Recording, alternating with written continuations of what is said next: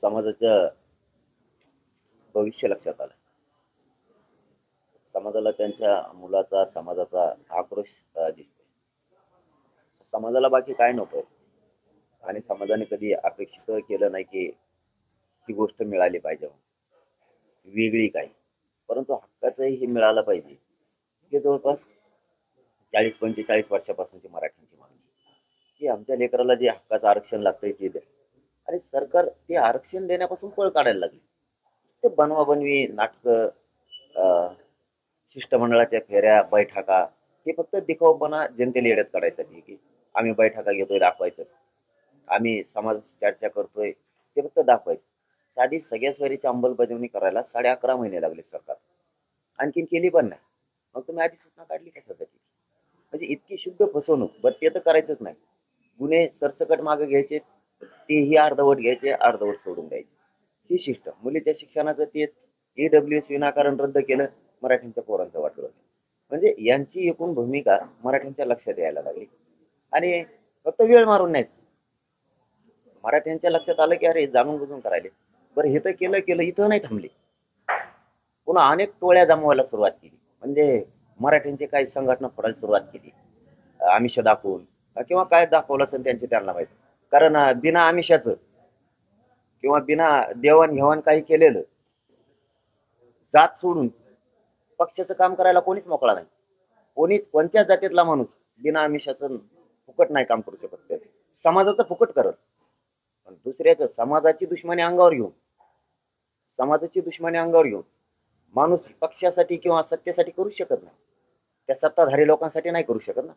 स्वतःला काहीतरी दाखवलंय, आम्हीच दाखवलं म्हणा किंवा काहीतरी दिलंय, याच भूमिकेमुळं काही संघटना काही समन्वय काम करायला लागलेत मराठ्यांच्या विरोधात. म्हणजे इथं मराठ्यांची मरमर काय चालली आज? मराठ्यांना आरक्षण मिळालं पाहिजे. आणि काही ते बिकाऊ असणाऱ्या लोकांचं, समन्वयकांचं किंवा त्या काही संघटनांचं जे मराठ्यांच्या विरोधात प्रेस घ्यायला लागलेत, आरक्षणाच्या विरोधात, आंदोलनाच्या विरोधात, यांचं तर जातीच्या विरोधात काम चाललंय. हे तर मराठ्यात करूच शकत नाही मराठा कोणचाच. कितीही नुकसान झालं तरी चालत, पण मराठ्यांच्या विरोधात काम नाही करू शकत. हे सरकार घडून आणायला लागले. काही मराठ्यांचेच आमदार मंत्री मराठ्यांच्याच विरोधात सोडले. हे मराठ्यांच्या लक्षात यायला लागले की आरक्षण मिळायचे दिवस जवळ आले. आणि आरक्षण मिळायचे दिवस जवळ आले असताना जाणून बुजून देवेंद्र फडणवीस साहेबांच्या माध्यमातून 4-5 त्यांचे आमदार आणि मंत्री हे प्रचंड मोठं षड्यंत्र रचून मला घेरायचं काम सुरू केलंय, उघडं पाडायचं काम सुरू केलंय. त्यामुळे समाज कसा घरी बसत? एक महाराष्ट्रातल्या जे विभाग आहेत 5 होय त्यांच्या दरी असं दाखवण्याचं काम सरकारनं सुरू केलं. पण मानावं लागण्या पश्चिम महाराष्ट्रातल्या जातवान मराठ्यांना की त्यांनी काल सिद्ध केलं. त्यांनी सिद्ध केलं की ही भेदभावच आमच्यात नाहीये. महाराष्ट्र हा अखंड आहे. इथं वेगळे पण आमच्यात नाही. जसाच मराठवाडा तसाच पश्चिम महाराष्ट्र आहे, विदर्भ आहे, खानदेश आहे, कोकण आहे, मुंबई, हे सगळेचे सगळे विभाग आम्ही सगळे एक आहेत. ते राजकारण्यांनी फक्त रंगवले की पश्चिम महाराष्ट्रात मराठवाड्याचं जमत नाही. म्हणजे आमच्या रुटीपिटी व्यवहार होते, आमचे नाते गोते आहेत, आमचं रक्त एक आहे, आमची जात एक आहे, आमचं खाणं पिणं एक आहे, आमचं रोज एकमेकाच्या जिल्ह्यात जाणं रोज काही ना काही निमित्तानं. आणि हे कोणचं विष पेरलं तुम्ही राजकारण्यांनी की पश्चिम महाराष्ट्राचं मराठवाड्यात जमत नाही यांची की नाही? तुम्हाला कोणी सांगितलं?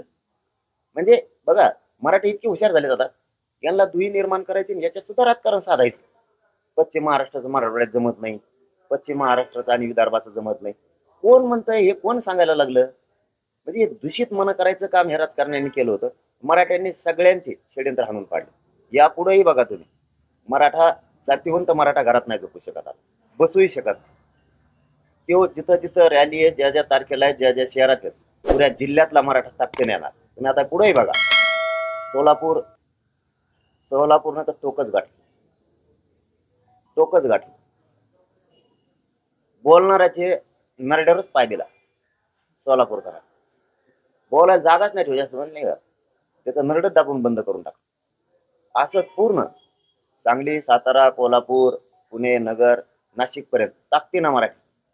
एक दिवस काम सोडल्यानं आपल्या जातीचं कल्याण होणार असलं तर आपण रस्त्यावरती आलं पाहिजे, शांतता रॅलीत सहभागी झाला पाहिजे, असं मराठ्यांनी ठरवलं आणि मराठ्यांनी ती सुरुवात केली कालपासून.